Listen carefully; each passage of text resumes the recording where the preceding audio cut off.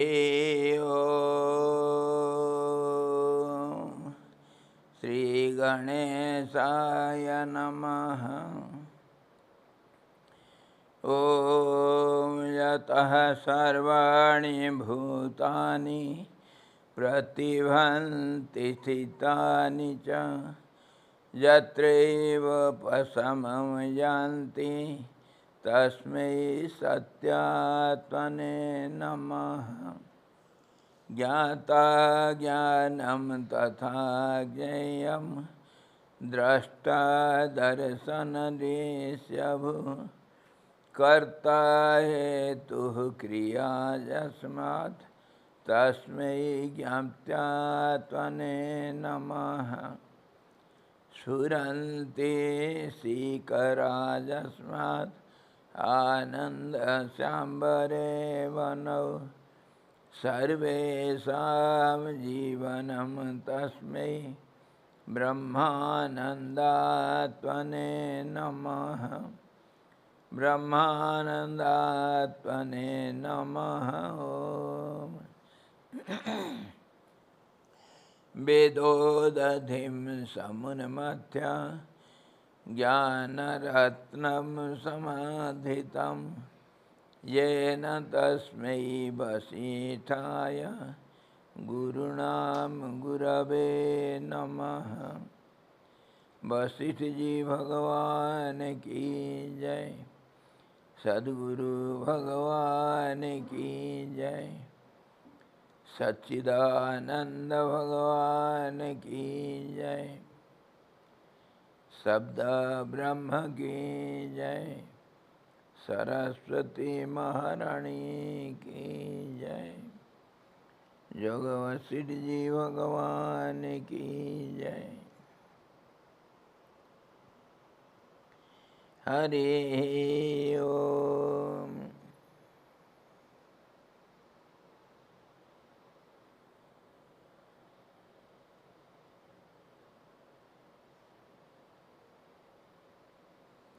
योग वशिष्ठ निर्वाण प्रकरण उत्तरार्ध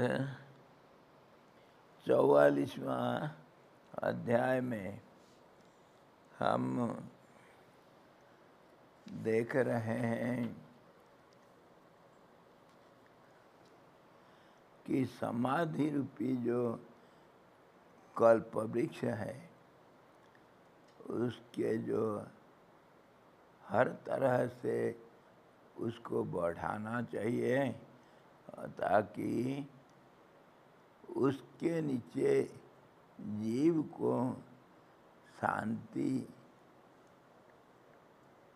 श्रांत मन रूपी मृग को शांति मिले, विश्रांति मिले। ये हमारा विषय है। तो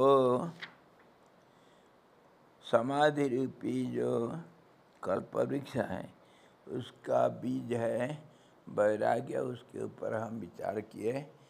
वैराग्य है सबका जड़ जो संसार रूपी अरण्य का समाप्त कर सकता है।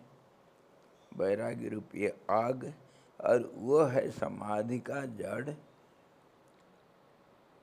समाधि रूपी कल्पवृक्ष का उसको हमेशा बढ़ाते रहना चाहिए। वृक्षों को मतलब सारे कल्पना का अंत हमेशा के लिए होना चाहिए। और उसके लिए जो बीज है, ये बीज का भी सुरक्षा चाहिए। बीज कभी सड़ जाता है, कभी और कुछ कारण से नष्ट हो जाता है, तो कल्पद्रुम रूपी जो वृक्ष नहीं उग सकता है। और जिसके नीचे मन रूपी जो मृग है वो शांति में आराम कर सकता है। इसीलिए ये जो वैराग्य रूपी बीज है उसका सुरक्षा जरूरी है। उसका सुरक्षा के लिए हम देखे थे सत्संग, और वो सत्संग ऊपर हम विचार कर रहे थे इसके पहले कि सत्संग हमेशा निरंतर होना चाहिए। सत्संग का स्वरूप कैसे है? जो निरंतर बिना रोक टोक चलते रहना चाहिए सत्संग। तो सत्संग का अलग अलग रूप हम उसी के ऊपर विचार करेंगे करके सोच रहे थे। सत्संग का निरंतरता जरूरी है। एक कहावत है नीति शास्त्र में, छिद्रेष्वनर्थाः बहुली भवन्ति। उसके ऊपर भी हम विचार किए थे। थोड़ा सा भी कहीं अगर पुलपट्टी मिल गया, वहीं से दुश्मन लोग घुस जाते हैं अंदर। जैसे बड़ा भारी नदी में बांध बंधा हुआ है, उसमें एक छोटी सी कहीं अगर छेद हो गया तो सारे बांध टूट जाएगा। इसके ऊपर एक पुरानी कहानी है। हॉलैंड, जिसको नीदरलैंड भी कहते हैं, वो देश समुद्र के नीचे है, समुद्र को बांध रखे हैं। और वो जो बांध है उसमें कभी एक छेद हो गया था, जिसको एक व्यक्ति जा करके अपने प्राण का बलि दे करके उसको बंद किया करके सारे देश बच गया। नहीं तो वो बांध टूट जाने से सारे जनता मर जाते थे। समुद्र घुस आता देश में। समुद्र का जल का स्तर जो है जमीन से बहुत ऊंचाई पर है। ज्योग्राफी में सवाल पूछते हैं कि कौन सा जगह है वो जहाँ समुद्र के नीचे चिड़िया उड़ते हैं। उसका उत्तर हॉलैंड। ऐसा टिपिकल क्वेश्चन पूछा जाता है ज्योग्राफी में। कहने का मतलब एक छेद बहुत बड़ा अनर्थ का कारण हो सकता है। मतलब अगर हमारे सत्संग में कहीं थोड़ा सा भी अंतर मिलता है, उसी अंतराल में काम क्रोध लोभ इत्यादि घुस जाते हैं और सारे दैवी संपत्ति का ध्वंस कर देते हैं, और हमारा कल्प वृक्ष का बीज भी नष्ट हो जाता है, वैराग्य भी खत्म हो जाता है। मन का स्वभाव है, मन ही तो संसार है, मन का स्वभाव है ये जो नकारात्मक भावना में जाना, ये स्वभाव है। इसलिए नकारात्मक रास्ता में जाना बड़ा आसान होता है, साधारण सब उसमें निकल पड़ते हैं। पॉजिटिव एटीट्यूड जो है, पॉजिटिव क्वालिटीज हैं, जो सकारात्मक सद्गुण है सब, वो समझो नदी का ऊर्ध्ववाहिनी गति, वो बड़ा संभव होता है। और उसके लिए हमको पहले तो निम्नगामिता बंद करना पड़ेगा, और उसके लिए हमको प्रतिपक्ष भावना इत्यादि योग सूत्र में बताया गया, सद्गुणों का निरंतर बढ़ोतरी होना चाहिए। ये सद्गुण भी सत्संग का एक अंग है।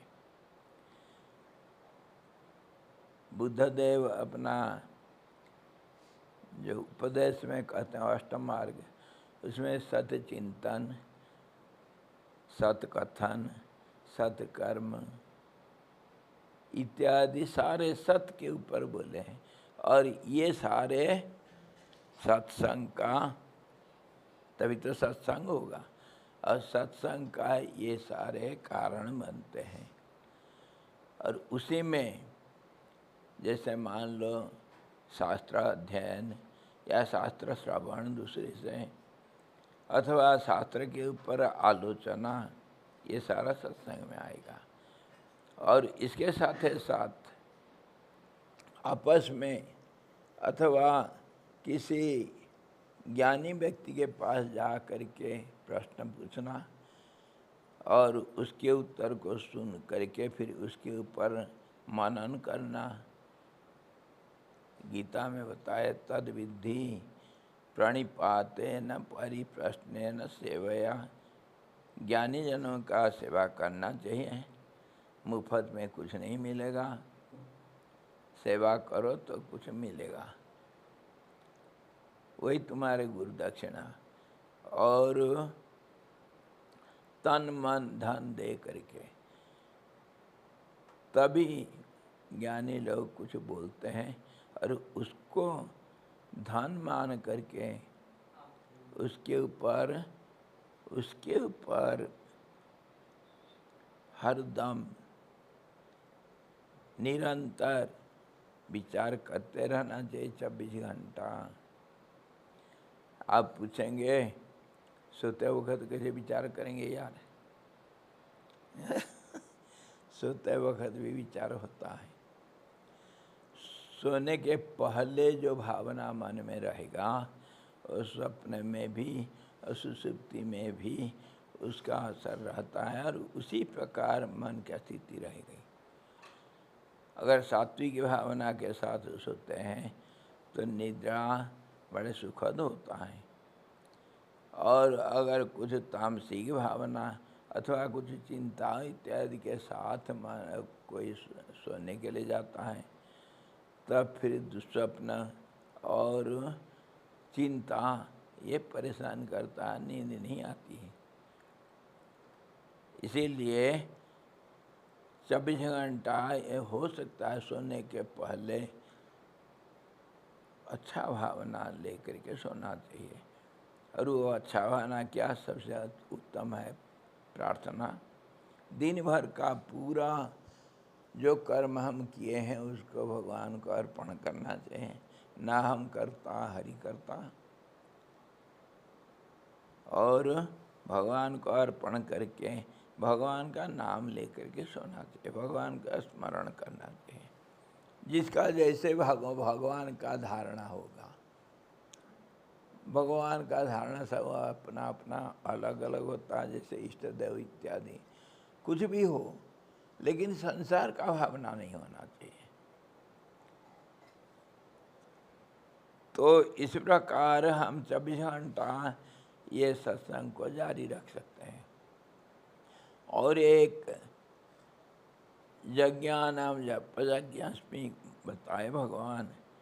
यज्ञ के अंदर सबसे बड़ा उत्तम यज्ञ है जप यज्ञ। और जप जो करता है निरंतर, वो कुछ भी काम करता हुआ भी जब चलता रहता है। जो करता है उसको अनुभव है। ये शंका गलत है कि काम करते हुए मन तो काम में रहेगा, जब कैसे चलेगा? मन विभाजित हो जाता है, अंतर्मन और बहिर्मन होता है। अंतर्मन में 24 घंटा जब चल सकता है, प्रयास चाहिए, उसी को हम पुरुषार्थ कहते हैं। तो ये अगर कोई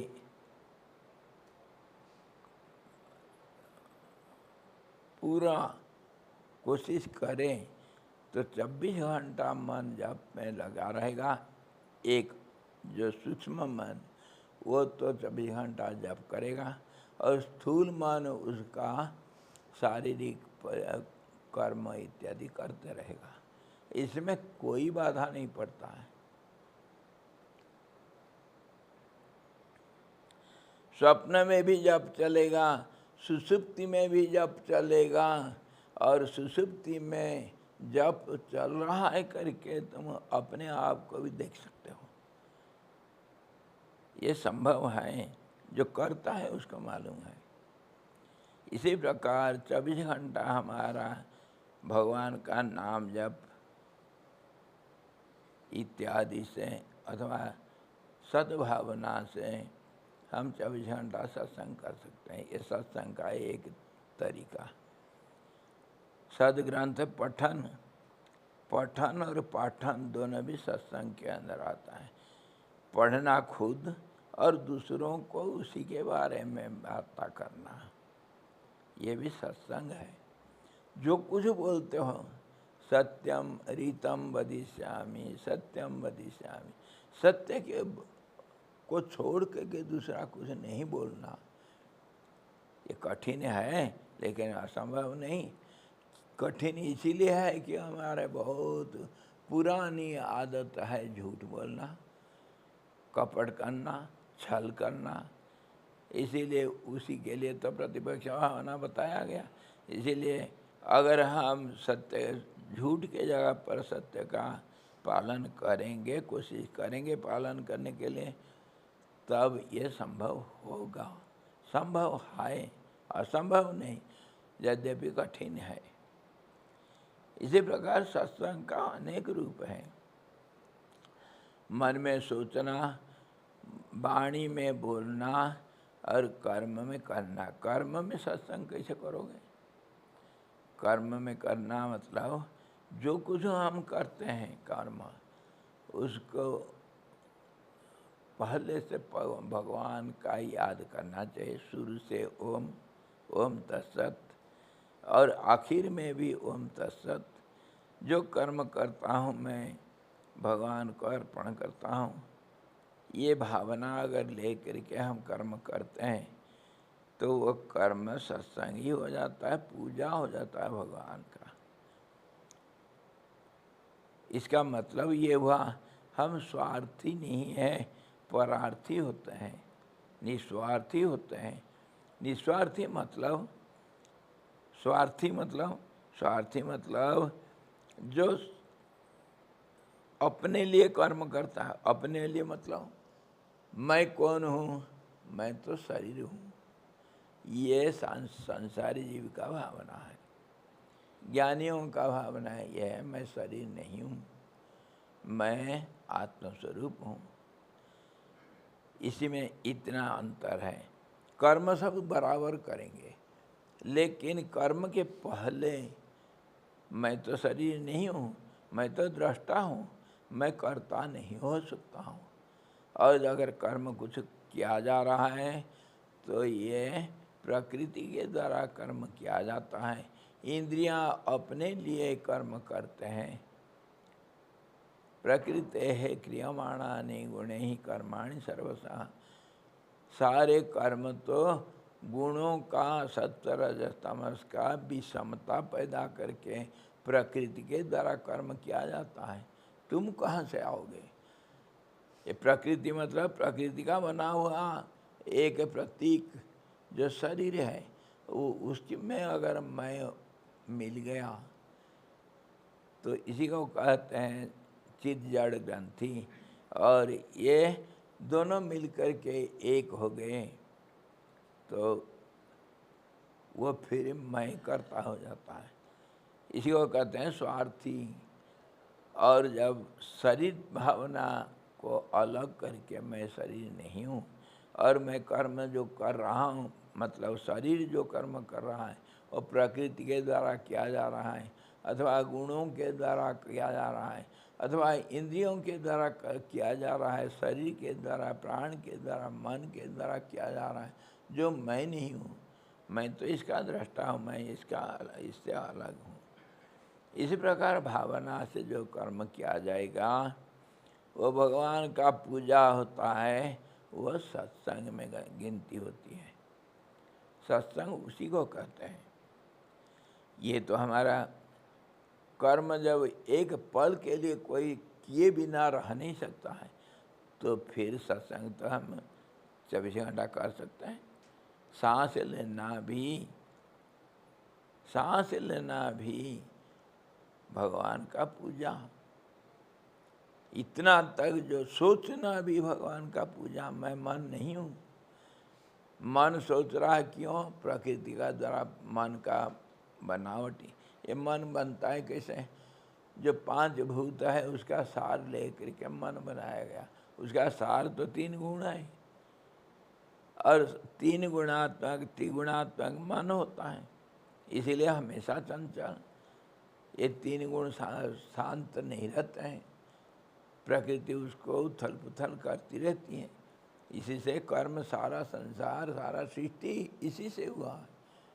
तो तुम्हारा मन कहाँ से आएगा अलग, और शरीर भी कहाँ से आएगा।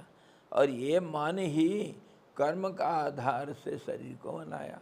मनः षष्ठानि इंद्रियाणि प्रकृति स्थानि कर्षति। प्रकृति का आधार से मन शरीर को बनाता है। शरीर तो एक, जैसे मान लो एक वाहन है, एक यंत्र है। शरीर एक घर है, शरीर एक क्षेत्र है, शरीर एक रथ है। वो तुम कैसे हो जाओगे? क्या ड्राइवर कभी सोच सकता है कि मैं गाड़ी हूँ?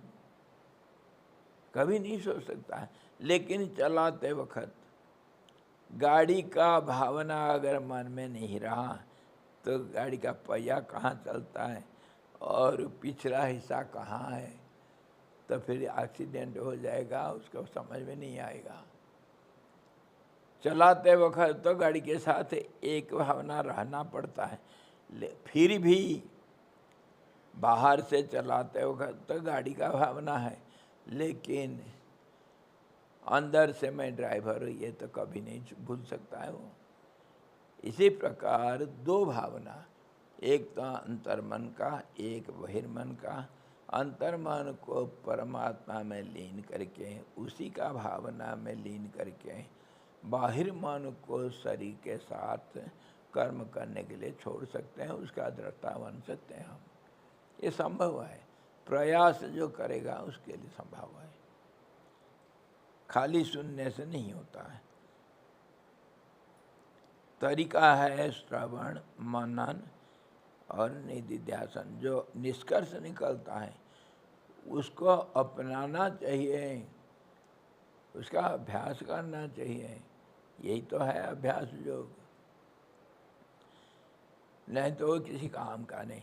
इसी प्रकार हम अगर विचारवान हो करके मन को और वाणी को, शरीर को हम निस्वार्थ कर्म में लगा दें और सदा सर्वदा अंतर्मुखी होकर के परमात्मा का चिंतन करें, तो फिर निरंतर सत्संग हो सकता है।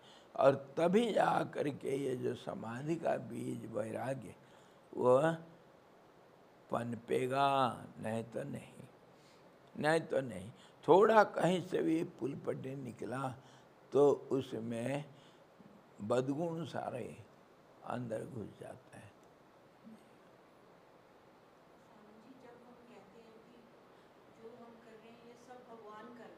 हाँ, हमारे थ्रू भगवान द्वारा, तो उसके बाद फिर स्वामी जी जब हम करते हैं तो हम सोचते हैं कि मेरे से ज़्यादा तो कोई जानता ही नहीं है, कि जो मैं सोचती हूँ, जो मैं करती हूँ वो सबसे बेस्ट करती हूँ क्योंकि मुझे ज़्यादा पता है। तो ये फीलिंग बीच में कभी कभी आती है, ये सही नहीं है ना? नहीं है, लेकिन ये आदत के कारण आ जाता है। ना भगवान कोई कर्म करता है, ना मैं कोई कर्म करता है। ये मैंने कुछ कर सकता है, ना भगवान भी कुछ कर सकता है। भगवान तो निष्क्रिय है, स्थाणु है, वो क्यों करेंगे? लेकिन उनका जो स्वभाव है, उनका जो प्रकृति है, वही सारा कर्म करता है। मतलब कर्म होता नहीं, ये जो अस्थिरता उसी को हम कर्म कहते हैं। ये तो आखिर सत्य है। कर्म नाम का जो हम सोचते हैं, जिस प्रकार हम कर्म का परिभाषा देते हैं, वह पूर्ण रूप से सच नहीं, व्यवहारिक सत्य है। जैसे हम कर्म करते हैं, हाथ कर्म होता है इंद्रियों के द्वारा, और इंद्रियों का मालिक है मन।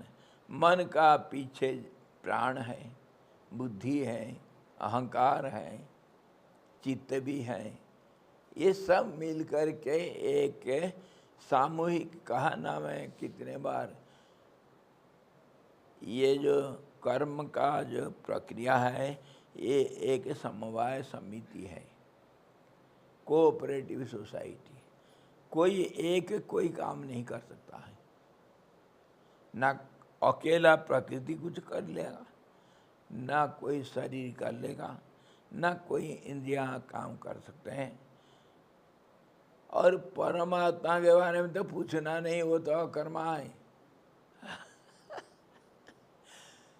परमात्मा कुछ नहीं करता है, हम जो कहते हैं ना हम करता, हरि करता, और हरि के जगह पर हरि का स्वभाव करता, प्रकृति करता। और वह प्रकृति फिर कहाँ आया, कैसे है वो प्रकृति को ये समझना, परमात्मा का अस्तित्व जो स्थिति है, जो उसका उपस्थिति है, वही उनका प्रकृति है। उसको हम परसों इतना सुंदर विचार किए थे। परमात्मा एक जुगुन मानो, वो स्वयं ज्योत होने से, स्वयं प्रकाश होने से, उनका प्रकाश ही ये अति प्रकाशमय होने से, वो प्रकाश ही ये ब्रह्म अपने आप पैदा करता है।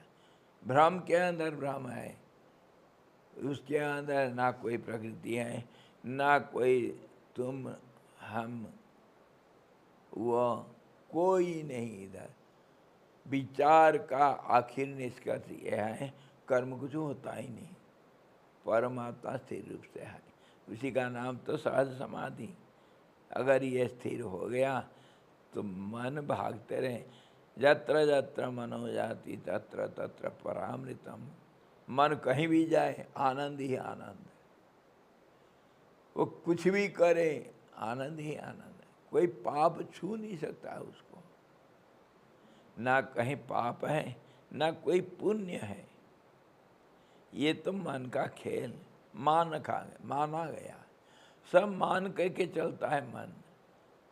यहाँ कोई सचमुच कुछ नहीं हो रहा है, ना कोई कर्म कर सकता है, ना कोई कर्म होता है। व्यवहारिक दृष्टि से थोड़ा देर के लिए हमको कहना पड़ता है और मानना पड़ता है कि प्रकृति है क्रियमाणानि गुणे ही कर्माणि सर्वसा, या इंद्रियों के द्वारा कर्म किया जाता है, इसको थोड़ा देर के लिए मानना पड़ता है। ये थोड़ा देर के लिए हम क्यों मानेंगे, ये सवाल आता है। जो गलत है उसको थोड़ा देर के लिए मानेंगे क्यों? इसको भी हम बहुत बार विचार कर चुके हैं। जब आप यहाँ से मान लो उत्तरकाशी से ऋषिकेश जाएंगे, कोई भी जाएगा, पैदल जाओ, साइकिल में जाओ, मोटरसाइकिल में जाओ, चाहे कार में जाओ, जैसे भी जाना जाओ, ये दूरी को तो तय करना पड़ेगा ना।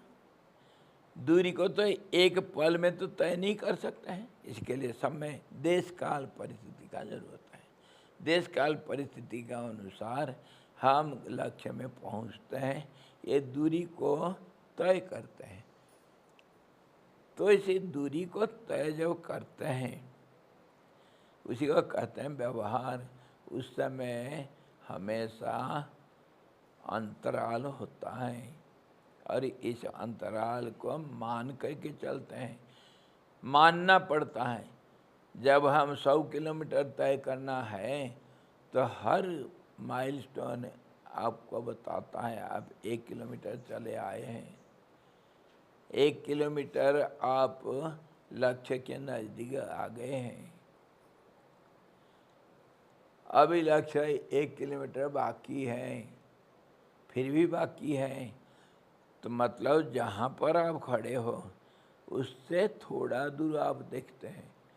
कार ड्राइव करते हैं तो कितना दूर आगे देखते हैं, मुश्किल से 100 मीटर। पीछे भी मुश्किल से 100 मीटर देखो। पैदल हम जब चलते हैं थोड़ा दूर आगे को देखते हैं पूरा लक्ष्य क्या हमको हासिल होता है दिखाई पड़ता है क्या? इसीलिए थोड़ा को मान करके चलना पड़ता है, नहीं तो असंभव है गति, लक्ष्य प्राप्ति असंभव है।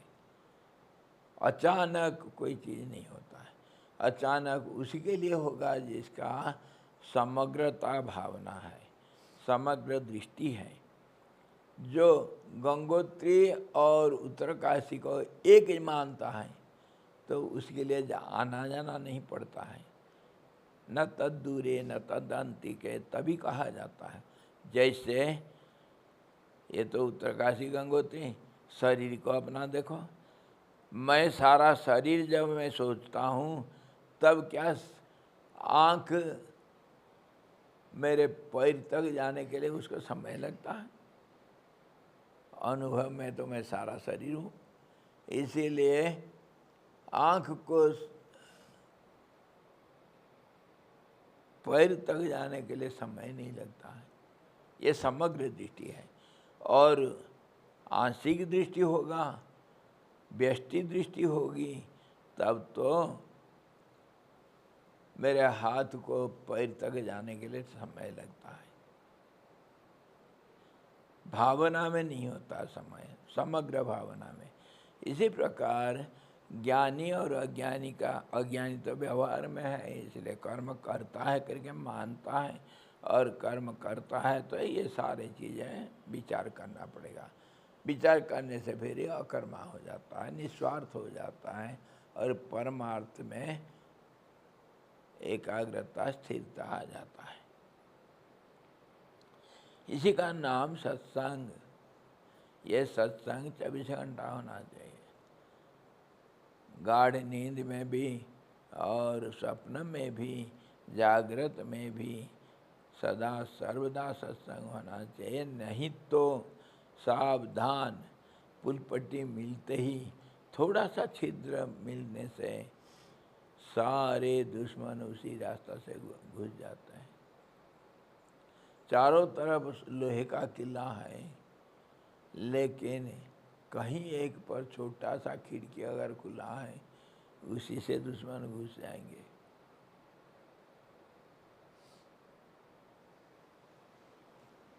इसीलिए सत्संग का इतना महत्व है, और सत्संग के द्वारा ही हम समाधि रूपी वृक्ष का, कल्प वृक्ष का बीज जो बैराग है उसको हम सिंचाई कर सकते हैं, सुरक्षा दे सकते हैं।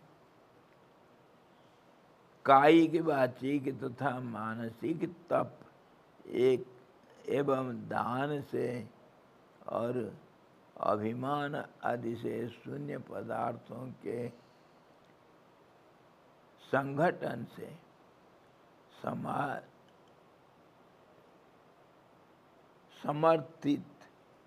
समर्थित पुण्यमय तीर्थ स्थानों में निवास रूपी वृत्ति के विस्तार की नानाविध कल्पनाओं से इस बीज का रक्षा करना चाहिए।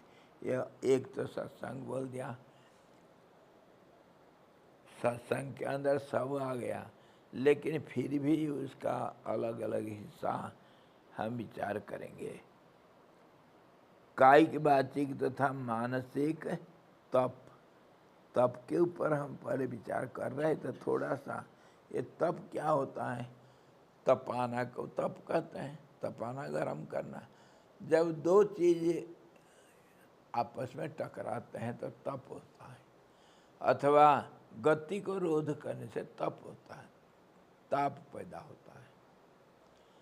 जो सांस का गति को रोक दो, सांस ही हमारा प्राण है, सांस का गति को रोकने तब अग्नि पैदा होता है, उसी का नाम तप है। प्राणायाम में एक तप है। जप में मन का गति को रोका जाता है, बहिर्गति को रोक करके अंतर्मुखी करना पड़ता है, उसको भी तप कहते हैं। मन का जो बहिर्मुखी गति, प्राण का जो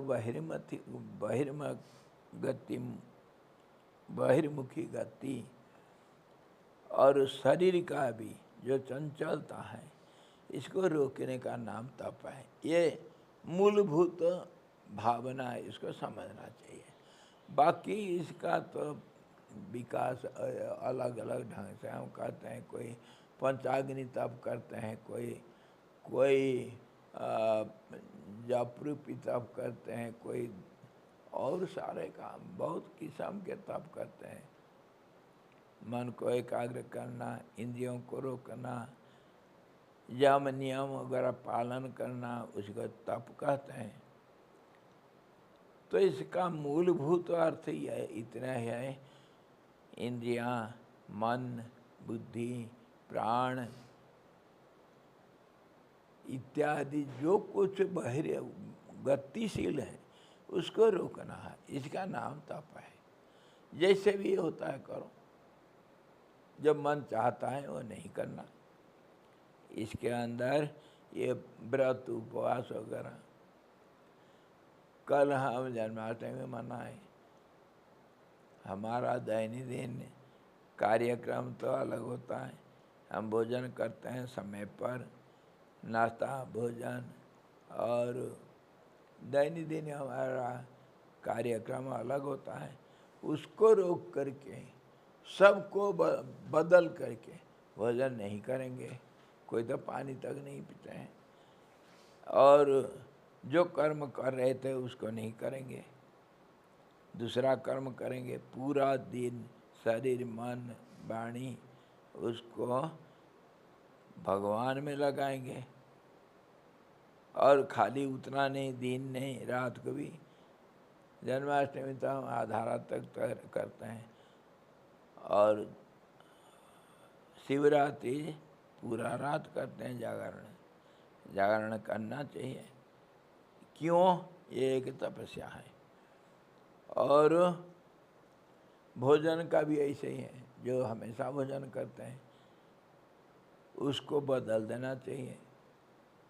कभी अनाहार करते हैं तो फलाहार करना चाहिए। कायाकल्प, या ये जो हमारे प्राकृतिक चिकित्सा में ऐसा कहा गया, एक चीज़ को 3 दिन अथवा 21 दिन तक खाया करो। अगर चावल खाना, खाली चावल खाना, उसमें और कुछ नहीं। अगर रोटी खाना है, खाली रोटी खाना, उसके साथ दाल सब्जी, कुछ नहीं होना चाहिए। इसी प्रकार 3 दिन अथवा 21 दिन तक करने से मन, बुद्धि, अहंकार और ये भी शरीर भी उसमें एडजस्ट होता है, और उसको बदलना। फिर दूसरा एक अवधि दूसरी चीज़ खाना चाहिए। ये भी एक किस्म का तपस्या है। मूलभूत अर्थ इसका यह है, हमारे जो कर्म जैसे हम करते हैं उसको रोक करके उसके विपरीत सबको परमार्थ दिशा में ले जाना, ये तपस्या है। बस किसी भी हालत में सत का संग होना चाहिए, उसको तपस्या कहते हैं। यज्ञ भी एक तपस्या मानो, दान भी एक तपस्या भी मानो। ये जितना कहा गया ना, सत्संग भी तप है, तप भी सत्संग है, और तप भी सत्संग है, सत्संग भी तप है। क्योंकि हम रोकते हैं मन को, बुद्धि को, इंद्रियों को रोकते हैं। ये आपसी खाली व्यवहारिक दृष्टि से सुना, शब्दों को अलग अर्थ दे रहे हैं, नहीं तो एक अर्थबोधक सब है। जिसको हम तप कहते हैं उसी को यज्ञ कहते हैं, उसी का नाम जप है, उसी का नाम दान है, उसका नाम त्याग है, उसी का नाम वैराग्य भी है। लेकिन व्यावहारिक दृष्टि से अर्थ के हिसाब से थोड़ा देर के लिए इसको अलग अलग अर्थ हम करते हैं।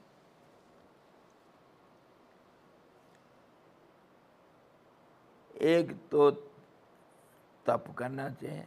तब कैसे? मानसिक, वाचिक और कायिक। शारीरिक तप तो ये हुआ कर्मों को रोकना, चुप बैठना, और वाचिक तप ये हुआ कि वाणी को रोकना। वाणी का अलग अलग रूप है, बहुत सूक्ष्म रूप है और स्थूल रूप भी है। स्थूल रूप को जो हम सुनते हैं और व्यवहार में लेते हैं वो वैखरी कहा गया। उसके पहले 3 स्थिति उसका सूक्ष्म से सूक्ष्मतर सूक्ष्मतम अलग अलग स्थिति होता है वाणी का। इसको पूरा को बंद कर देना तो अपने आप समाधि है। इसको रोकना वाचिक तप है। और कायिक तो हम जानते हैं, शरीर को रोकना, वाणी को रोकना, मन को रोकना है मानसिक तप। ये हर योग शास्त्र में बताया गया। चित्तवृत्ति निरोध एक तप है।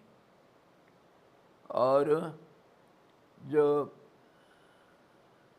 चित्तवृत्ति निरोध के लिए जितने प्रक्रिया हम करते हैं, जो उपरति अथवा धारणा, ध्यान इत्यादि, ये सारे तप में आता है।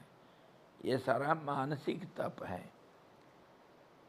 इसी प्रकार मानसिक, कायिक और वाचिक के तीनों तप को करना चाहिए। दान करना ये भी सत्संग का एक रूप है। दान करना कैसे है?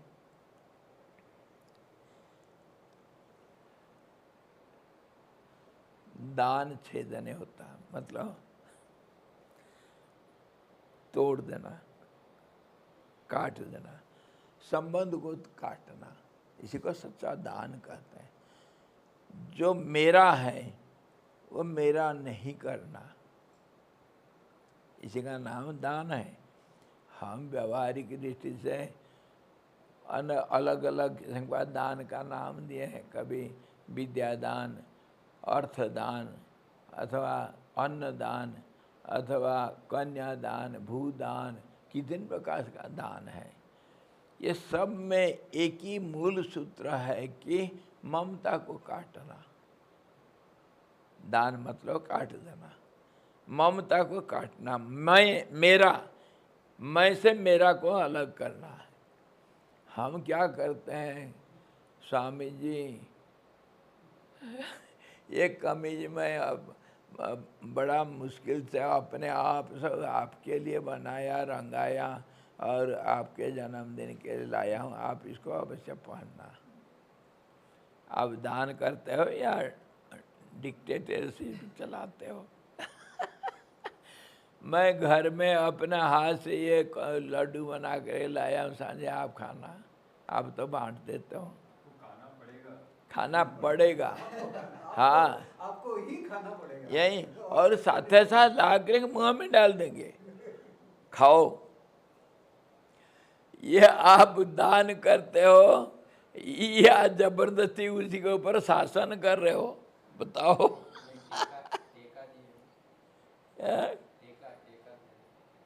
क्या? ठेका दे। हाँ, ठेका। आपको आशीर्वाद देना पड़ेगा। आशीर्वाद देना पड़ेगा। आशीर्वाद क्या ऐसा मिल जाता है? स्वामी जी मेरे सिर में हाथ रख दो, आशीर्वाद हो जाएगा। आशीर्वाद कैसा होता है? आशीर्वाद मान लो दूध का पतीली आप आग के ऊपर रखे हो, वो दूध जब उबल करके उफान आता है, नीचे गिर जाता है, उसी का नाम आशीर्वाद है। जब दिल किसी का भी हो, खाली इंसान का नहीं, पशु पक्षी, पेड़ लता भी, कीट पतंग भी आशीर्वाद दे सकते हैं। और मनुष्य को तो कहना क्या, और महात्मा थोड़े समय खुश हो जाते हैं, इसीलिए उनसे जल्दी मिल जाता है सस्ता माल। महात्मा को इसीलिए दान करते हैं। भोला बाबा, भोलेनाथ को पानी चढ़ा दो, वो खुश हो जाते हैं।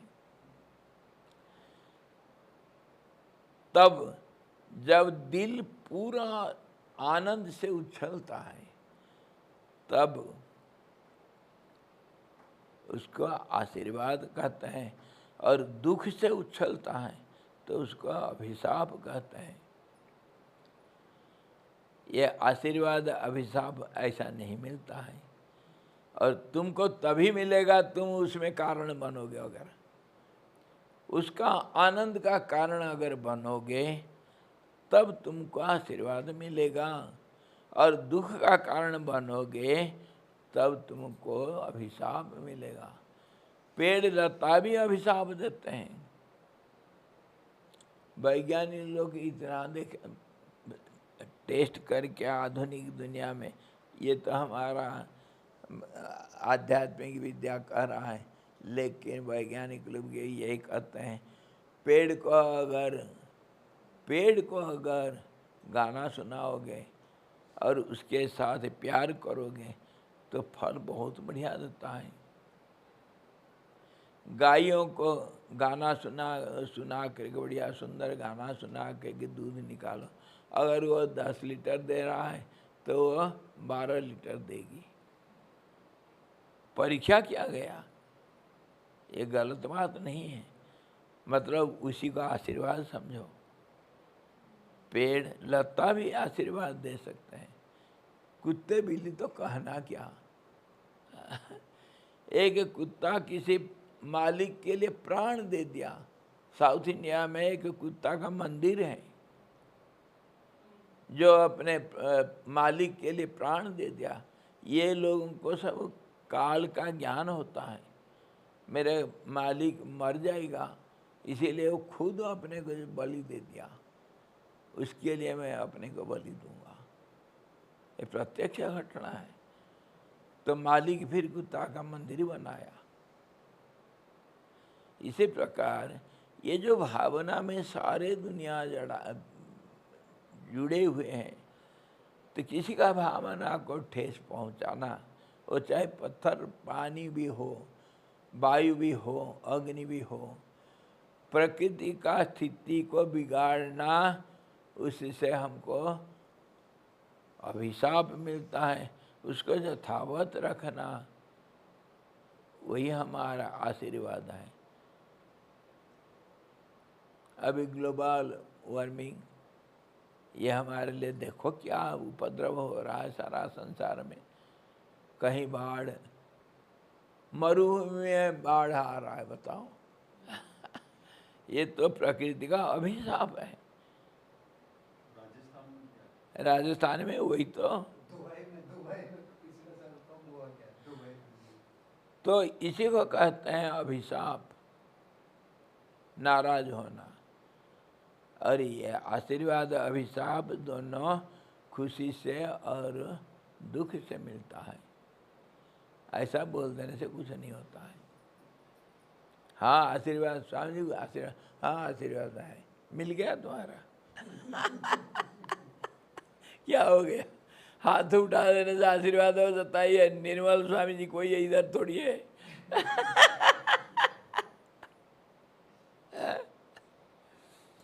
ये सब अंधविश्वास है सब। तो दान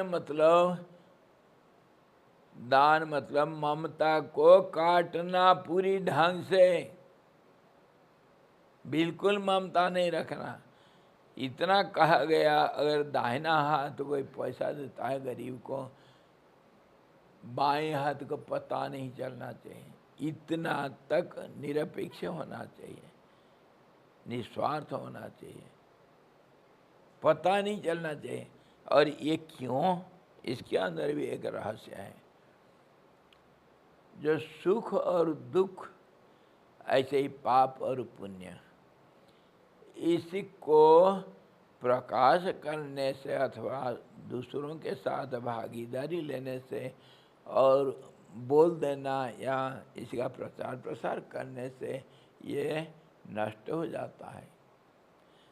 ये सब तुम्हारा धन है, धन को देने से नष्ट होता है। लेकिन एक ही धन है जो विद्या धन है, विद्या को देने से बढ़ता है, जिसको कहते हैं ज्ञान। ज्ञान को देने से बढ़ता है। बाकी जितने धन है सबको देने से घटता है। इसीलिए ये जो पुण्य है ये तुम्हारा धन है, और इसको देने से मतलब अगर मैं दान किया बोलते रहोगे तो ये पुण्य कट जाएगा। जितना पुण्य होना था वो कट जाए। क्यों कट जाएगा? क्योंकि बोलने से जाने न जाने अहंकार की बढ़ोतरी होती है। हम नहीं जानते लेकिन अहंकार पनपता है उससे।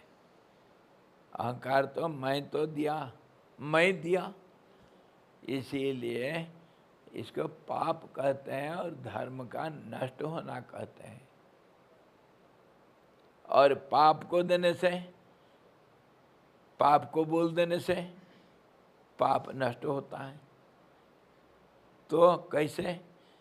पाप को बोलने से अहंकार के ऊपर चोट पहुंचता है। मैं ऐसा गलत काम किया, इसको कहते हैं प्रायश्चित भी, पश्चाताप भी। अपने गलतियों को बोलना चाहिए, अपने सद्गुणों को नहीं बोलना चाहिए दूसरों को, अपने पुण्य को नहीं बोलना चाहिए, अपने पाप को बोलना चाहिए। ठीक उल्टा हम करते हैं। करें क्या? इतना विद्यार्थियों का हम मदद करते हैं, नहीं बोलने से कोई पैसा नहीं देते। ठीक है, मजबूर है, मजबूरी का नाम महात्मा गांधी। ये बीच में, इसीलिए तो मैं कहता हूँ मेरा बाप का तो कुछ कमाई में नहीं दे रहा भाई, मैं कैसे करूँगा? ये मैं अच्छी तरह जानता हूँ, मेरे बाप का कमाई नहीं दे रहा हूँ। कोई दिया कोई लिया, उसमें मेरा क्या है? ये जो पुण्य और पाप, इसको बोलने से घटता है, इसलिए नहीं बोलना चाहिए। बल्कि पुण्य को नहीं बोलना चाहिए, पाप को बोलना चाहिए। पाप को बोलना मतलब अहंकार के ऊपर आघात देना, और वही प्रायश्चित का सबसे बड़ा अस्त्र है। और पुण्य पाप उससे क्षय होता है। इसके ऊपर एक सुंदर कहानी है, अगर थोड़ा सा टाइम लग गया। ये जो दान और पाप पुण्य का दूसरे के सामने प्रकाश करना, इसको अच्छी तरह हम समझना चाहिए। एक सुंदर सही कहानी घटना है। ये लगभग 150-200 साल के पहले की घटना है। महात्मा लोगों के मुँह से सुना में। ये इतिहास नहीं, घटना है। कलकत्ता में कोई एक बहुत बड़ा सेठ था, बड़ा भारी परिवार, जॉइंट फैमिली है, और उसमें धन संपत्ति का अनाप शनाप, भाई लोग बहुत हैं, सब व्यवसाय कर रहे हैं। बड़ा भारी धनी परिवार था। और उसमें, और वो ब्राह्मण का शरीर, ब्राह्मण परिवार था। और उसमें एक जैसे आधा उम्र का व्यक्ति था, समझो 40-45 उम्र का।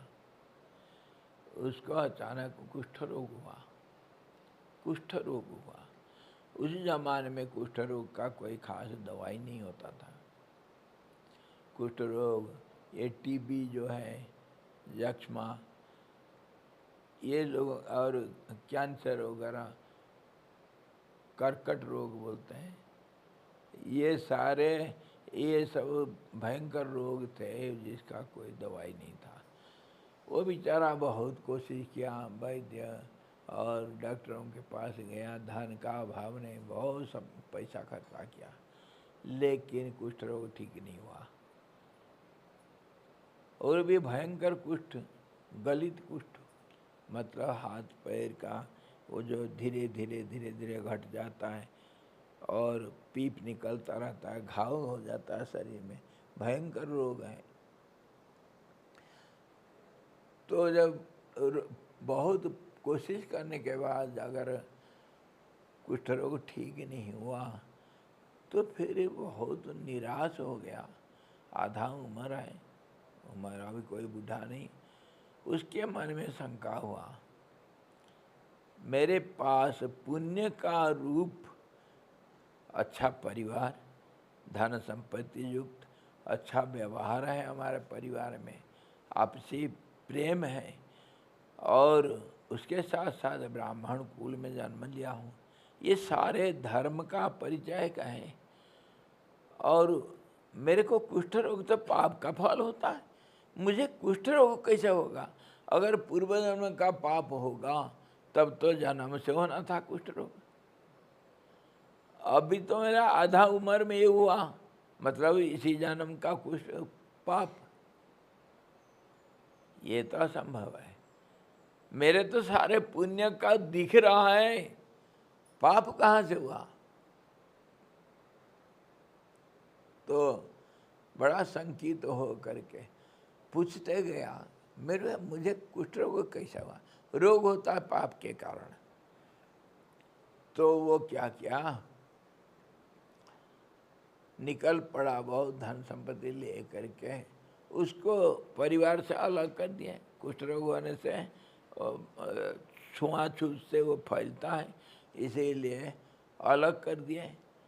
उसको बहुत बुरा लगा, तो कुछ धन संपत्ति ले करके वो चल पड़ा काशी। और वहाँ बड़े पंडित लोग रहते हैं। काशी तो पहले ज़माने से विद्या का पीठ है, इसीलिए शंकर भगवान है। तो वहाँ बड़े बड़े पंडित रहते हैं जो इसका रहस्य बता सकते हैं। गया, जा करके सारे पंडित लोगों को मिला, पंडित सभा, उसमें जा करके सबको बोला, मेरे तरफ से जो कुछ खर्चा लगेगा मैं दूंगा, एक पंडित का सभा आयोजन करो और मेरा एक समस्या का समाधान कर दो शास्त्र के अनुसार।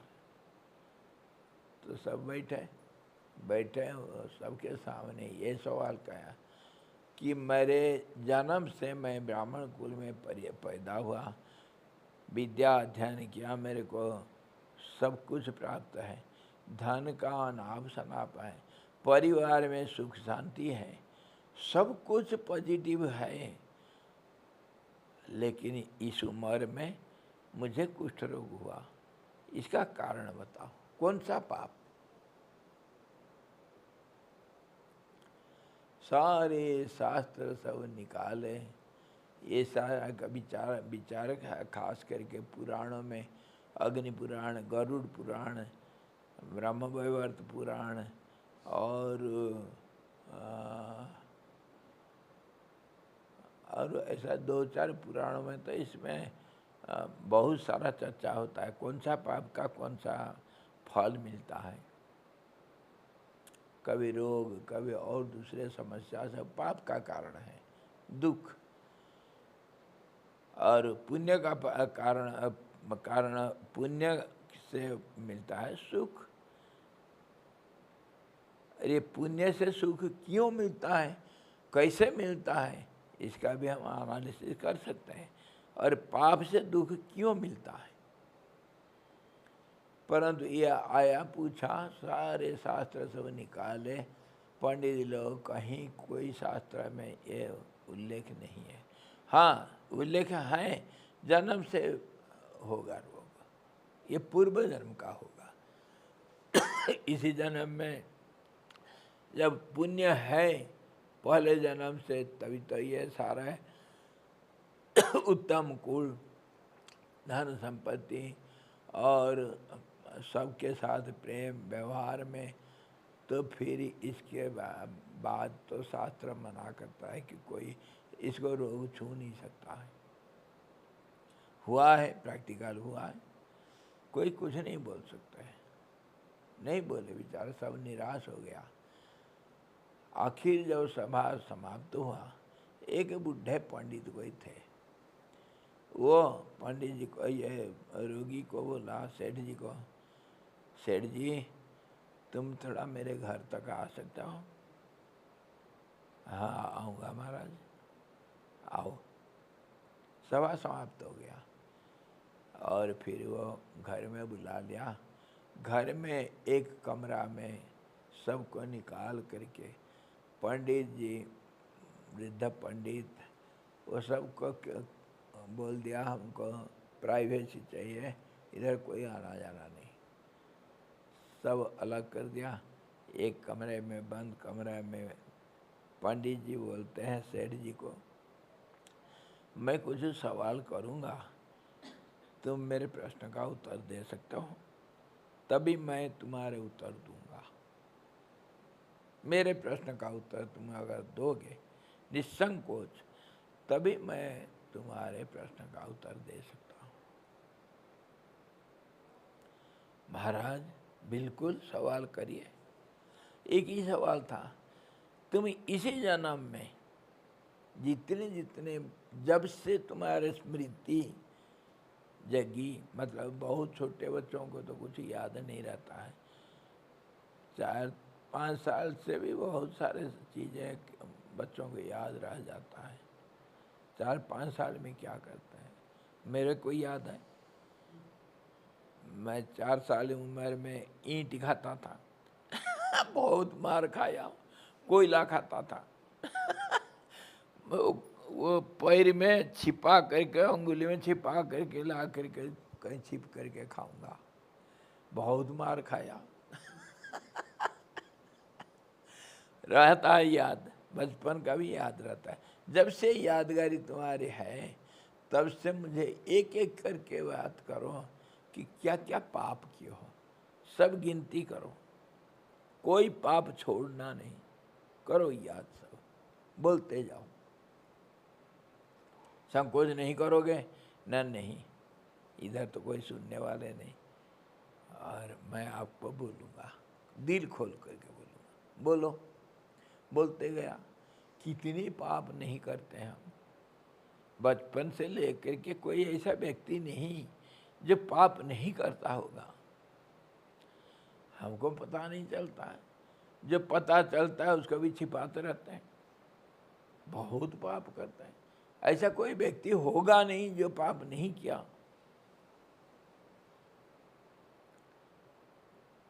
अगर पुण्य होगा तब धर्म में एक समाधि होता है, ये शरीर काम धंधा नहीं कर सकता है, समाधि लगता है पुण्य का फल से।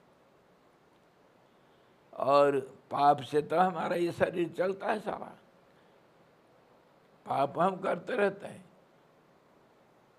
धर्म नहीं करते हैं ऐसी बात नहीं, दोनों चलता है, पाप भी चलता है, धर्म भी करते हैं, तभी तो आलांश होकर के शरीर, मनुष्य शरीर मिला। और ये ऐसे ही हम करते हैं, कुछ पुण्य करते हैं, कुछ पाप करते हैं। तो जितना पाप क्या था सारे बोलते रहा, बोलते रहा, बोलते रहा, बोलते रहा, और कुछ पंडित जी पूछते गए, नहीं कुछ छिपा रहे हो, ये जितना पुण्य पाप बताया उसका फल कुष्ठ रोग नहीं है, कुछ पाप तो तुम छिपा रहे हो, खोल करके दिल बोलना, तभी तो मैं तुमको उत्तर दे सकता हूँ, और तुम्हारा उत्तर मिल जाएगा तो इलाज भी हो सकता है। तो उसको लालच भी आया थोड़ा, आखिर बोलते बोलते सैकड़ों पाप बोल दिया। पंडित जी मना किए, ना ये पुण्य पाप का फल ये नहीं, आखिर क्या क्या बताओ, संकोच नहीं करना, मैं किसी को कुछ नहीं बोलूँगा। तो वो कहता है, पंडित जी मैं मातृहरण दोष किया हूँ। है मातृहरण कैसे? ना मेरे पिताजी धनवान हैं, हमारे घर में मेरे पिताजी का 2 माताजी हैं, 2 पत्नी हैं, मेरे दो माँ है। एक तो जो अपने जन्मदाता माँ है वो बहुत बूढ़ी है, और बहुत बाद में पिताजी फिर दूसरा शादी किए, जो उनकी पत्नी मेरे माँ लगेगी वो मेरे से बहुत कम उम्र की है। तो हमारे आपस में प्यार हो गया। पंडित जी बोलते हैं बस हो गया और जरूरत नहीं, इससे बढ़ करके कोई पाप हो ही नहीं सकता है। इसी पाप का ये फल है।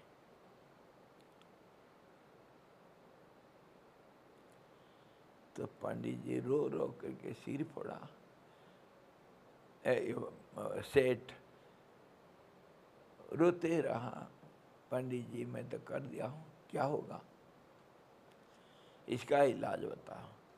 तभी पंडित जी बोले इलाज तो शास्त्र में नहीं लिखा, 7 जन्म तक तुमको कुष्ठ रोग भोगना पड़ेगा, जन्म से मरण तक। ये है इसका भोग, ये पाप का ये भोग है। जन्म से मरण तक 7 जन्म के लिए तुमको कुष्ठ रोग भोगना पड़ेगा। शास्त्र का निर्णय है। तो फिर मैं कैसा बचूं, क्या करूं? पंडित जी सोच विचार करके एक बात बोला, शास्त्रों को मैं बहुत अध्ययन किया हूँ, किसी शास्त्र में सीधा तो नहीं बताया लेकिन इनडायरेक्टली बताया है। इनडायरेक्टली क्या बताया?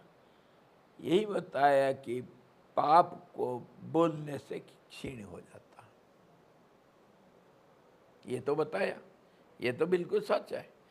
पाप को बोलने से घटेगा और पुण्य को बोलने से घटेगा, दोनों घटते हैं बोलने से, ये शास्त्र का प्रमाण है।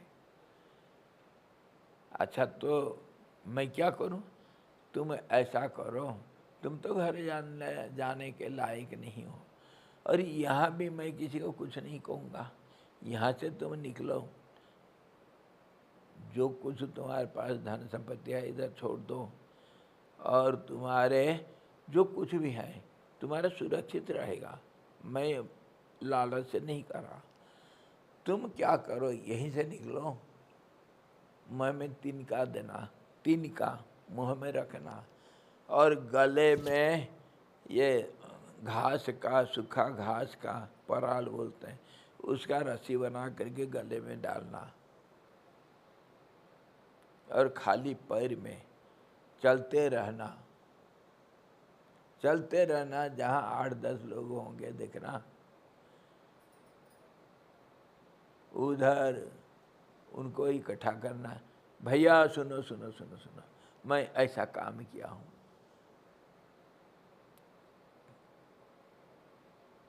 तो फिर वे लोग तुम्हारे पर थूकेंगे, कोई पत्थर मारेंगे, कोई गाली देंगे, सब चुप होकर सुनना, वो पाप बंट जाता है। ये है शास्त्र का गुप्त रहस्य। इसीलिए पाप को बोलते रहना, चलते रहो चलते रहो चलते रहो। कहीं पेड़ के नीचे जमीन में सोना, और जहाँ 2-4 लोग इकट्ठे हुए देखा, वहाँ जा कर के अपना बारे में बोलना, मैं इतना नीच हूँ, पापी हूँ। वो जरूर गाली देंगे, थूकेंगे, पत्थर मारेंगे, सहन करना, चलो करो। ये प्रयोग हुआ। ये शास्त्र का प्रयोग किया हुआ। पंडित डायरेक्टली तो कुछ नहीं बोला, तब वो कहा ठीक है करूँगा, क्योंकि मैं कहाँ का कौन सा सेठ है, मेरे को तो कोई पहचानता नहीं, मैं एक पापी हूँ, तो उसी का इलाज होना चाहिए।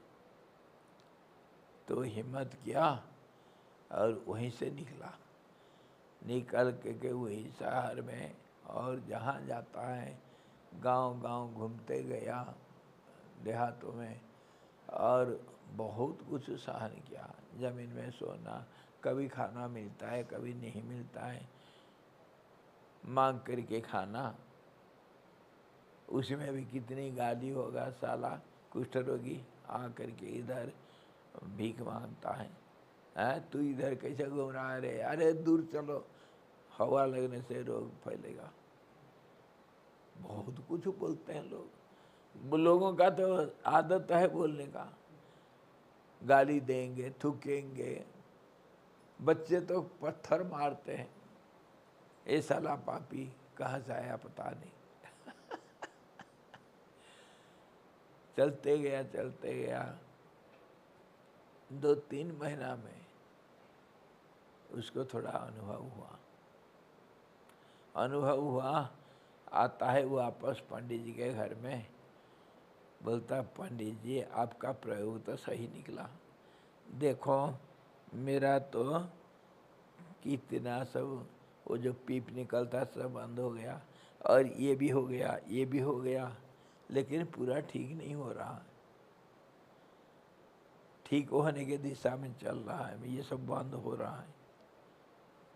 तो पंडित जी बोले तो प्रयोग अगर सही है तो जब तक रोग ठीक नहीं होता है तब तक चलते जाओ, हो जाएगा। अब तो विश्वास पक्का हो गया, जाओ। तो गया वह, 6-7 महीना में उसका सारे रोग ठीक हो गया। ये प्रत्यक्ष घटना है, प्रमाण है, शास्त्र में कहीं नहीं है, पर इनडायरेक्टली शास्त्र इसको सपोर्ट करता है। पुण्य बोलने से घटता है, पाप बोलने से घटता है, इसीलिए पाप को बोलते रहो, पुण्य को छिपाते रहो, पुण्य तुम्हारा धन है। ये सारे आया दान और तप और प्रायश्चित, पुण्य पाप का प्रायश्चित, ये सब ऊपर, इसके ऊपर ये सारे हमारे सत्संग का विषय है। सत्संग करना है तो बदगुणों को, पापों को धोना, इसी प्रकार दान करना है। दान करने से किसी प्रकार दान करना, और दान करने के बाद फिर उसको व्यक्त नहीं करना चाहिए, छिपाना है।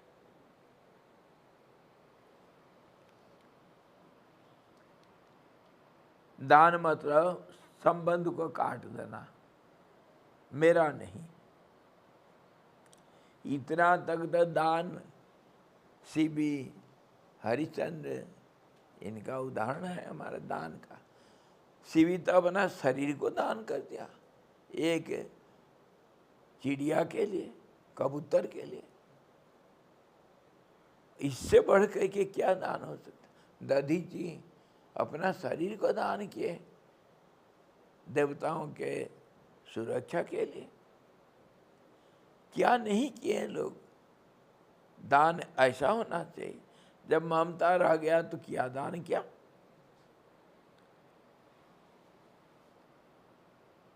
इसी प्रकार तप और दान करना चाहिए, और करें अभिमान आदि से शून्य, पदार्थों के संघटन करना।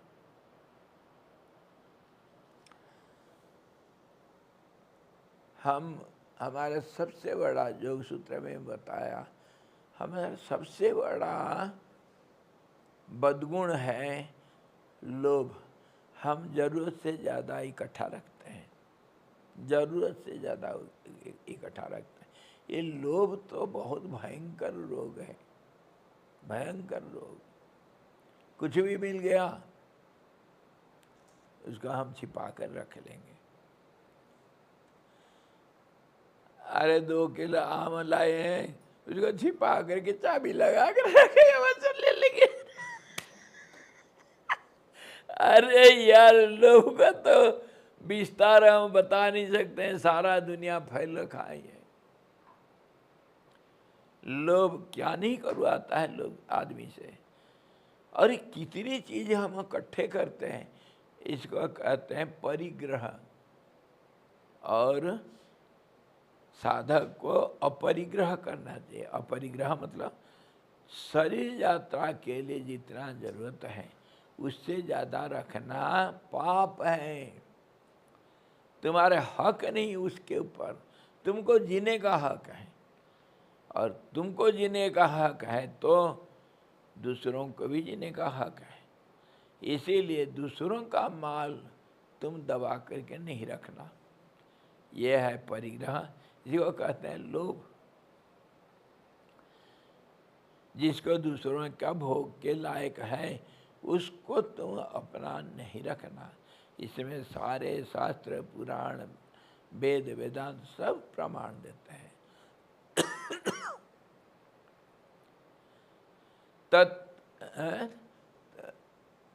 तत्यक्तेन भुंजिता, त्याग के साथ भोग करो।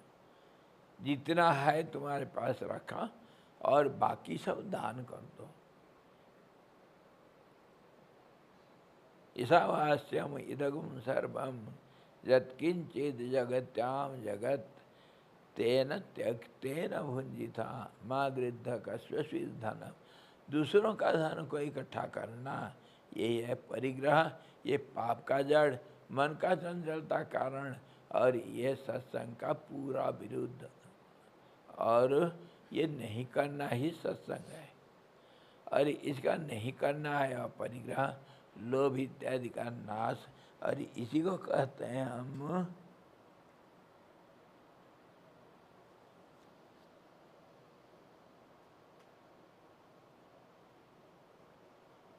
अभिमान शून्य पदार्थों का इकट्ठा करना।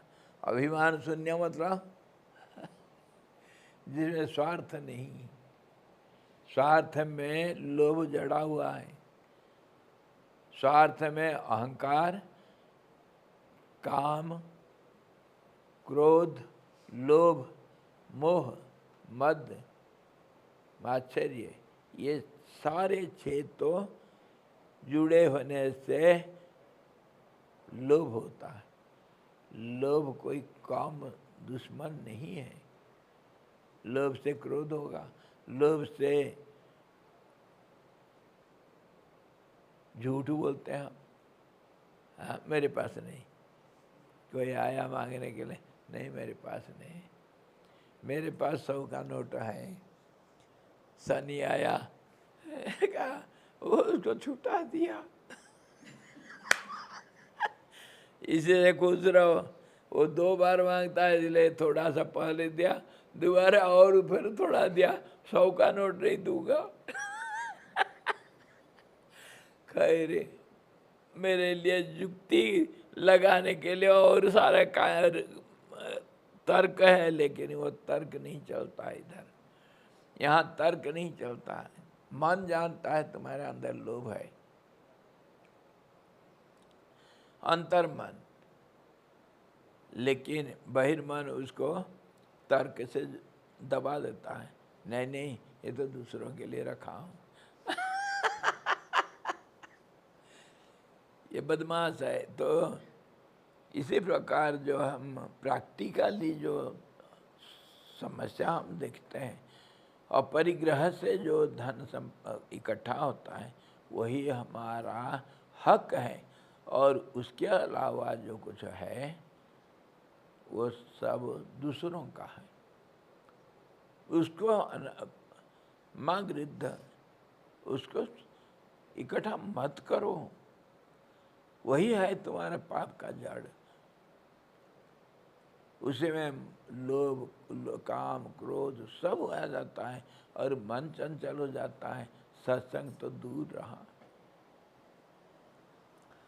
इसीलिए कहा अहंकार आदि से शून्य जो पदार्थों के संगठन, एकत्रीकरण और समर्थित पुण्यमय तीर्थ स्थानों में निवास रूपी वृत्ति, तीर्थ करना है।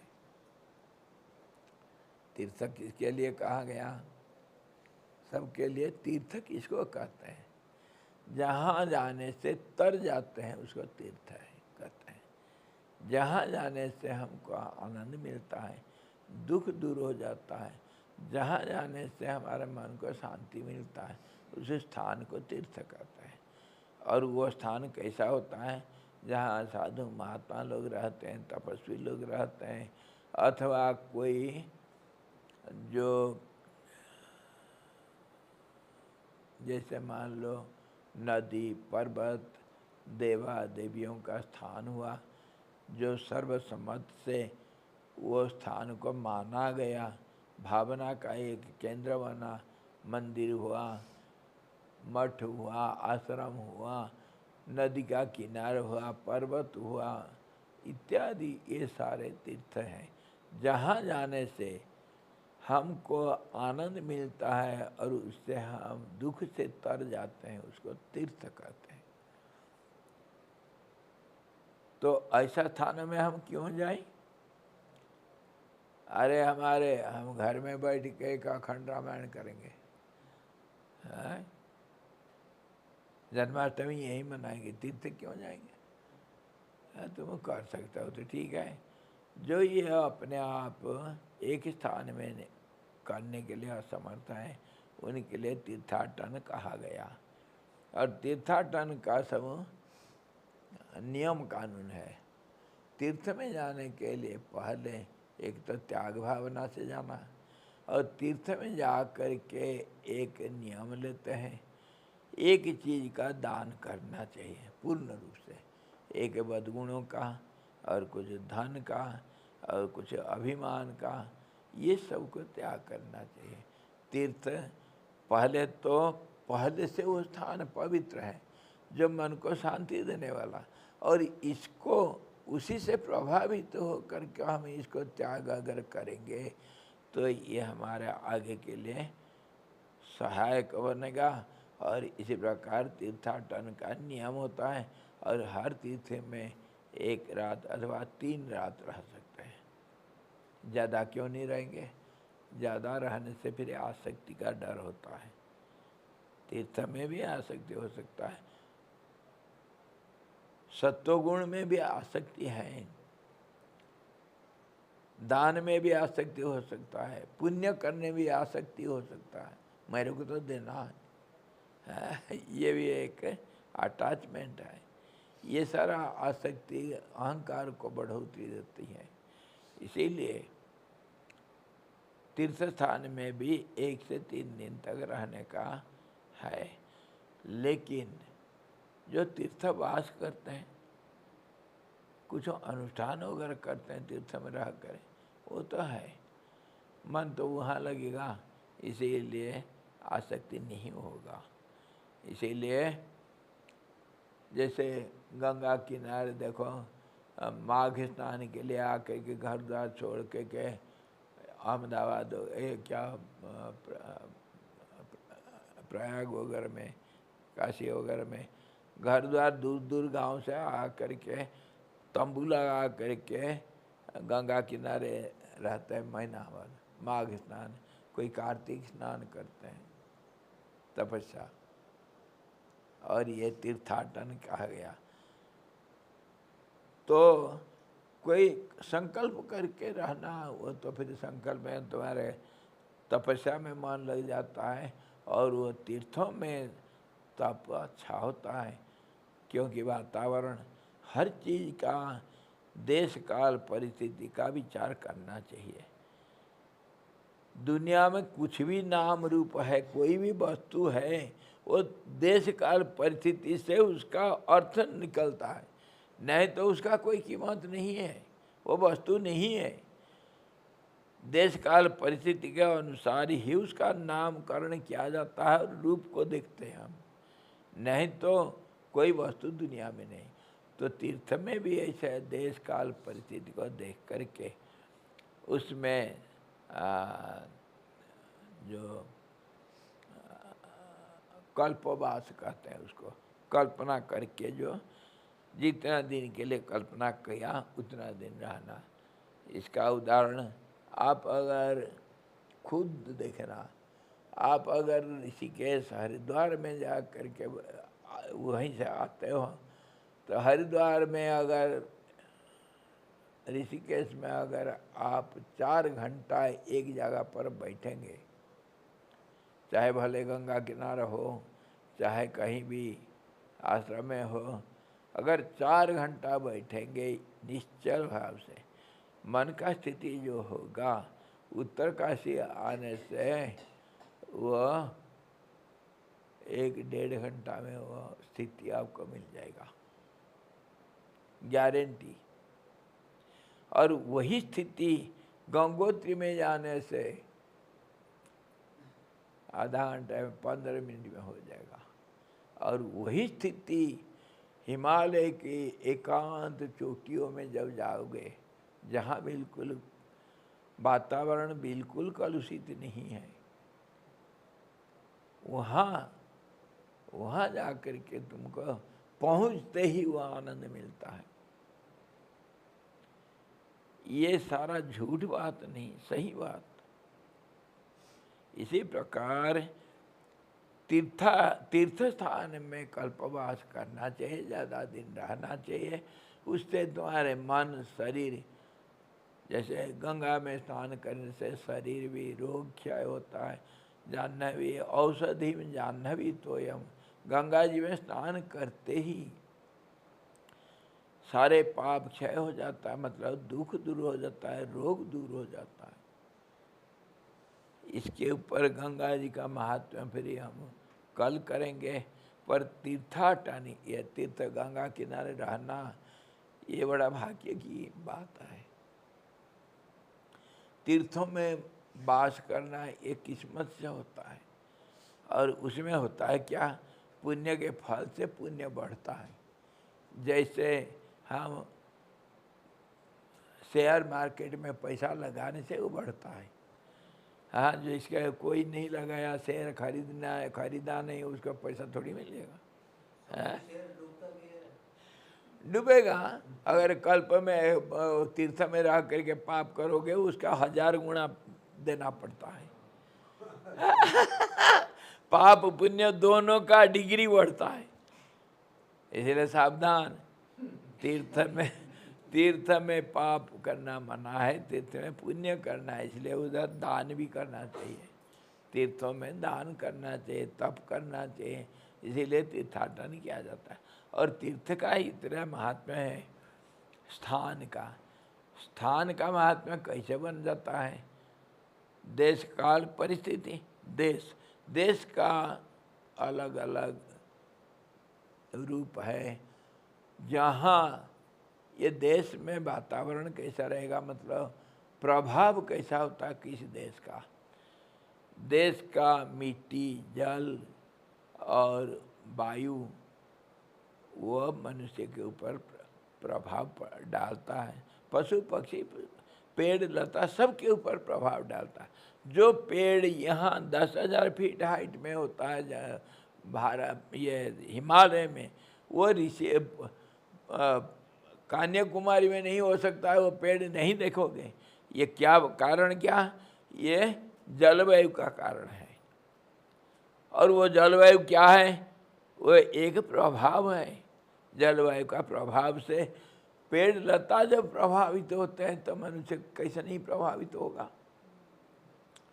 और वहाँ होता क्या, दूसरा जलवायु का प्रभाव होता है।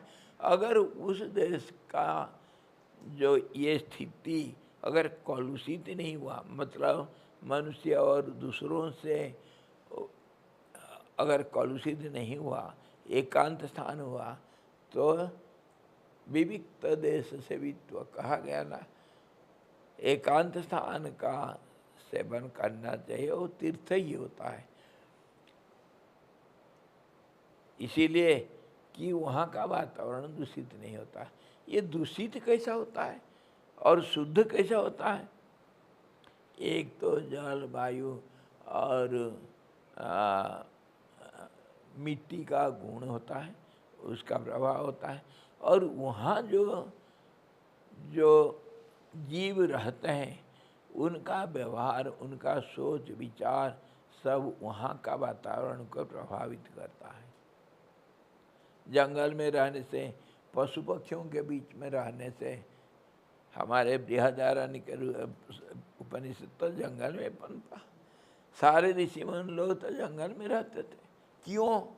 जंगल में शुद्ध वातावरण इसीलिए होता है, एक तो पेड़ लता होने से आपको शुद्ध वायु मिलता है, जल भी शुद्ध मिलता है झरना इत्यादि से, और बहता जल मिलेगा, और उसके साथ साथ मिट्टी भी शुद्ध होता है, जहाँ दूसरे कारण से दूषित नहीं होता है।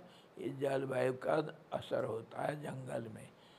और जो वहाँ रहेगा पशु पक्षी, वो क्या करेंगे? मनुष्य सबसे पापी, सबसे निकृष्ट जीव है। प्रकृति के विरुद्धाचरण करना और दूसरों का हानि पहुंचाना तो मनुष्य ही ज़्यादा करता है। पशु पक्षी प्राकृतिक जीवन जीते हैं, इसीलिए उनका रहन सहन जो है प्रकृति का वातावरण को दूषित नहीं करता है।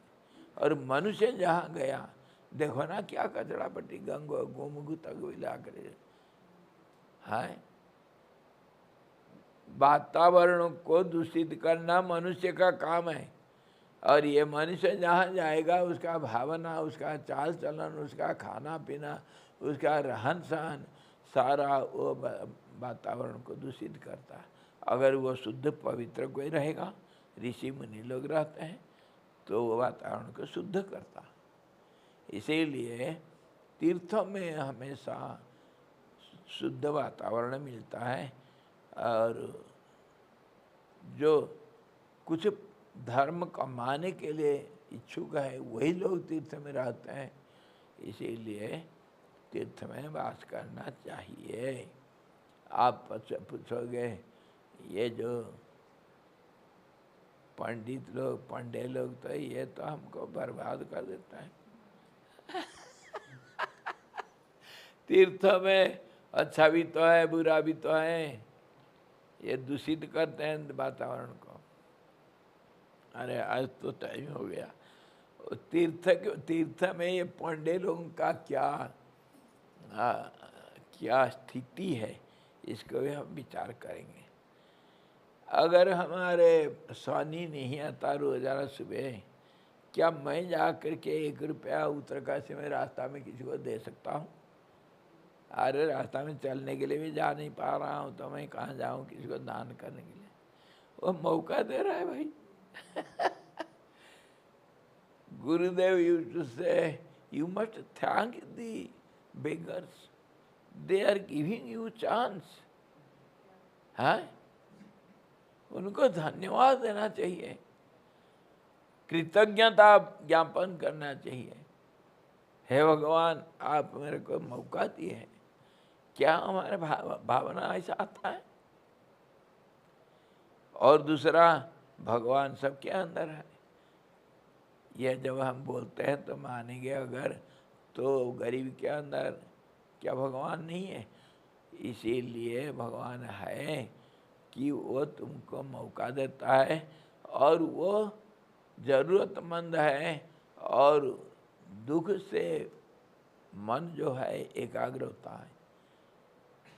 सुख से भी एकाग्र होता है, दुख से भी एकाग्र होता है।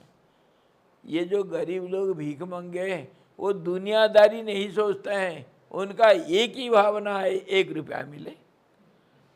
मन एकाग्र रहता है उनका। ये बिरला सब जानते हैं कि गरीब कैसा होता है। गरीब का ज़्यादा मन चंचल नहीं होता है। मूर्खों का होगा अलग बात है, गरीब होना कोई मूर्ख का कारण नहीं है। वो तो कर्म से गरीब होते हैं, धन से गरीब होते हैं, मन से गरीब होते हैं, और उनका मन दुख से, गरीबों का दुख से एकाग्र हो जाता है। एक ही चीज़ में मन लगता है, कैसे धन मिले, या जो कुछ में गरीब है उसी में लगता है। मन एकाग्र होता है, तीव्र वासना पैदा होता है। तीव्र वासना तो एक तरफ से तो बहुत नेगेटिव है, लेकिन एक तरह से बहुत पॉजिटिव। क्यों?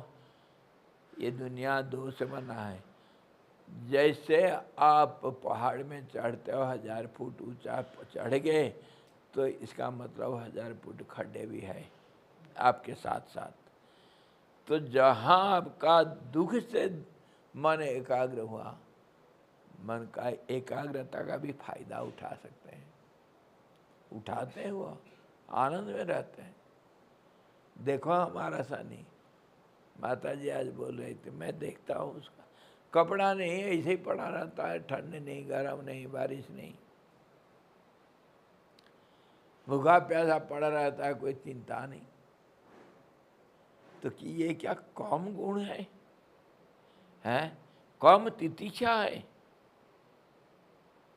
वो भीख मांगता है भले सही, भले सुल्फा पिता है वो बदगुणों को हम नहीं देखेंगे, गुण को देखेंगे तो बहुत सारे गुण है उसके अंदर। मतलब कहने का, हम कैसे वातावरण को, स्थान को, सबको हम प्रभावित करते हैं, ये हमारा पॉइंट है। हम जो सोचते हैं वो सोच रहता है, कुछ भी सोचते हैं, कुछ भी करते हैं, वो कर्म कभी नष्ट नहीं होता है। आध्यात्मिक दृष्टि से और वैज्ञानिक, आधुनिक वैज्ञानिक दृष्टि से किसी चीज़ का कभी क्षय होता नहीं। Everything is available in all condition, everywhere, at all condition. किसी चीज़ का यहाँ क्षय होता नहीं। आपका भावना का नहीं है आपका, तो फिर आप बोलेंगे फिर पाप कैसे क्षय होगा, पुण्य कैसे क्षय होता है? ये तो आपका व्यवहार से आप ही करे हो ना, आप अगर नहीं करेंगे कुछ नहीं होगा। जो सोच लिया आप, उसके ऊपर बाद में थोड़ा अगर सोचेंगे वो दृढ़ होगा, और उसको भूल जाएंगे तो कमजोर होगा, लेकिन रहेगा, उसका जड़ कहीं नहीं जाता है। चित्त है उसका प्रमाण, जो सोचे हैं वो रहा। इसका प्रमाण इतना है, प्रैक्टिकल कर सकते हैं, प्रयोग कर सकते हैं। यहाँ बैठ कर के आप सोच रहे हैं कुछ चीज़, और गए नीचे गए, डाइनिंग हॉल में जा कर के गए थे ग्लास धोने के लिए, और उधर जा कर के आप भूल गए, ग्लास को तो रख दिए थे कहीं बाहर रास्ता में खिड़की के ऊपर, उधर से और कुछ सब्जी उब्जी देखे और कुछ करके, अच्छा टाइम कितना बजे है, भूल करके आ गए। क्या मैं क्यों आया था, सोच के याद नहीं आता। अगर आप आकर के जहाँ उस चीज़ को सोचे थे वहीं बैठेंगे, तो वो भावना आपका दिमाग को स्ट्राइक करेगा जरूर याद आएगा। ये प्रयोग करके बहुत बार दिखा गया है। वो भावना उस वातावरण में रहता है। इसी प्रकार मंदिर, मठ, तीर्थ स्थान का बनावटी है।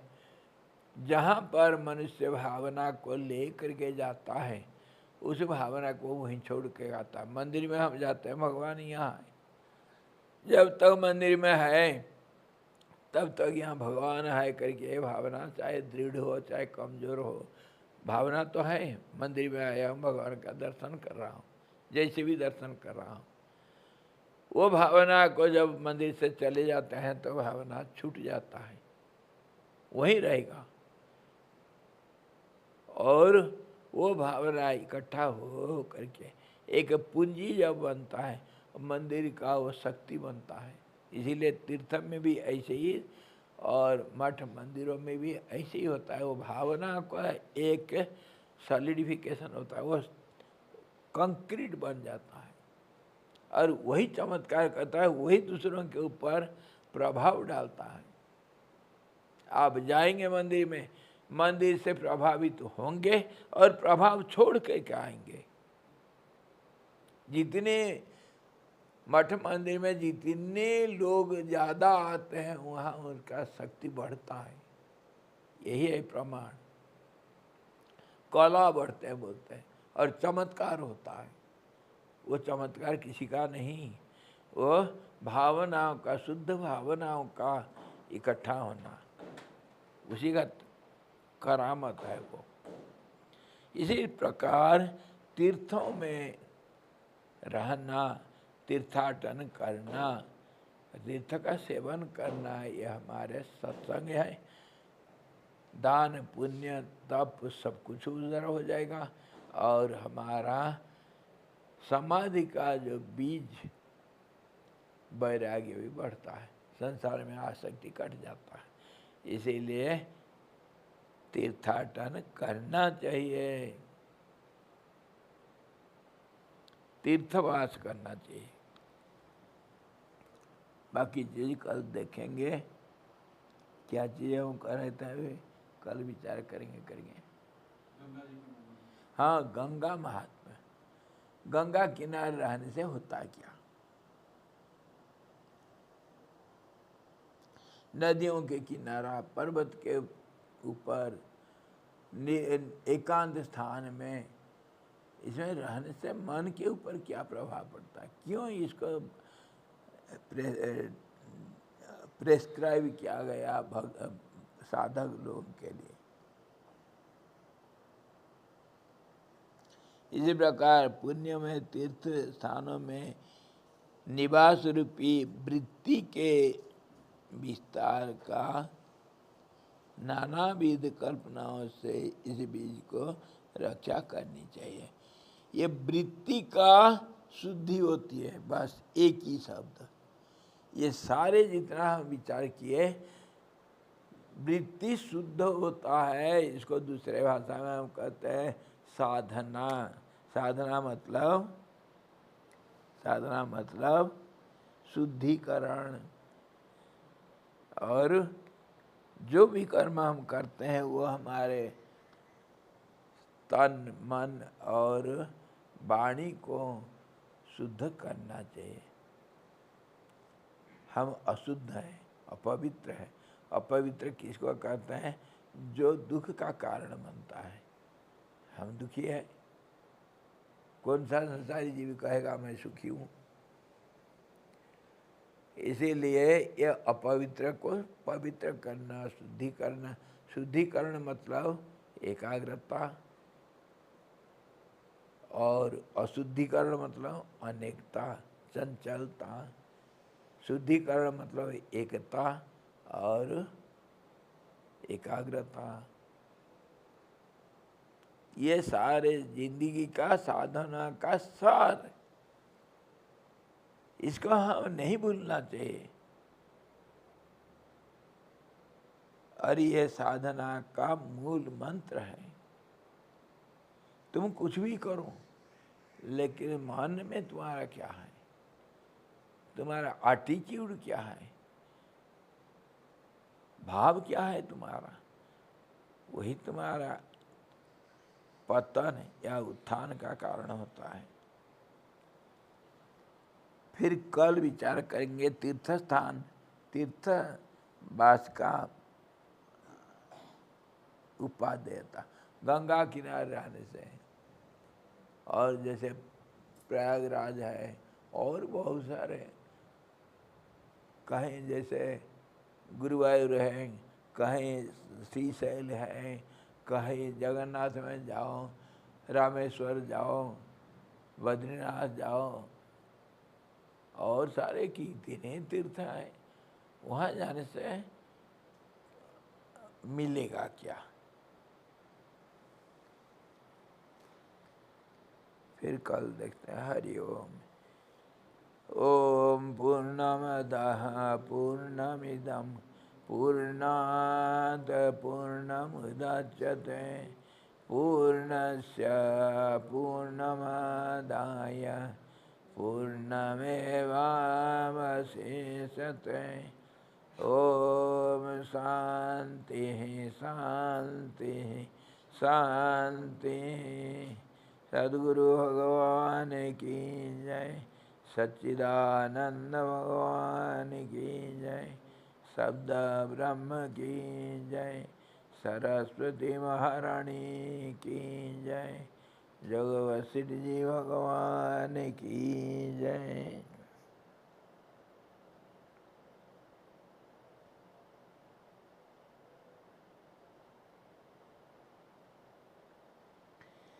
हरि ओम।